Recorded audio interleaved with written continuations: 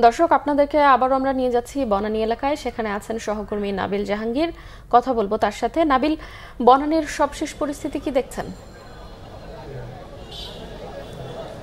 কনক, আপনি জানেন যে আজকে দেশনেত্রী বেগম খালেদা জিয়া তিনি দেশে ফিরছেন এবং তার এই দেশে ফেরাকে ঘিরে নেতাকর্মীরা কিন্তু সকাল থেকেই অধীর আগ্রহে রাস্তার পাশে দাঁড়িয়ে আছেন।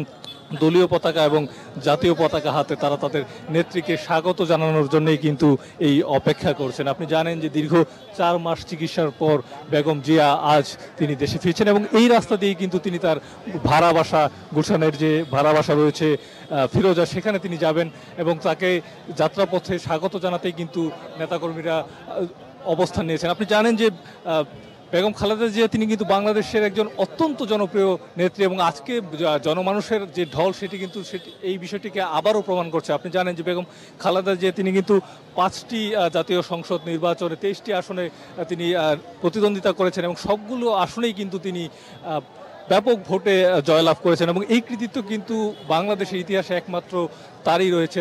বাংলাদেশের তিনবারের প্রধানমন্ত্রী বেগম খালেদা জিয়া তিনি ফিরছেন এবং তাকে স্বাগত জানানোর জন্য কিন্তু আজকে নেতা কর্মীদের মধ্যে ব্যাপক আগ্রহ এবং উদ্দীপনা রয়েছে এবং এক ধরনের উৎসবের আমেজ রয়েছে। কারণ এই নেতাকর্মীরাই কিন্তু আমরা দেখেছি গত 5-6 বছর যাবৎ তারা কিন্তু রাজপথে সংগ্রাম করেছেন তাদের নেত্রীকে বিদেশে নিয়ে চিকিৎসা করার সুযোগের জন্য, কিন্তু ফ্যাসিস্ট সরকারের আমলে সেই সুযোগ কিন্তু হয়নি এবং পরবর্তীতে আমরা জানি যে 5ই জানুয়ারি তিনি লন্ডনে যান চিকিৎসার জন্য এবং চিকিৎসা শেষে তিনি আজকে দেশে ফিরছেন।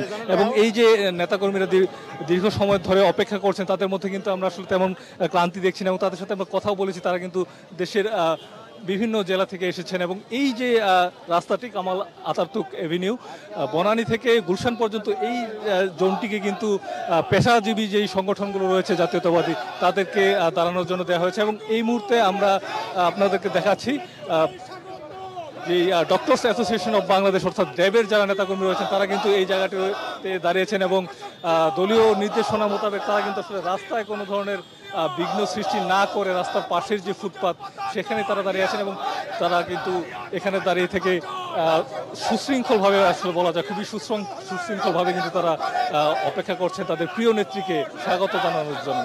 কনক, এই ছিল এখানকার সবশেষ খবর। ধন্যবাদ নাবিল জাহাঙ্গীর।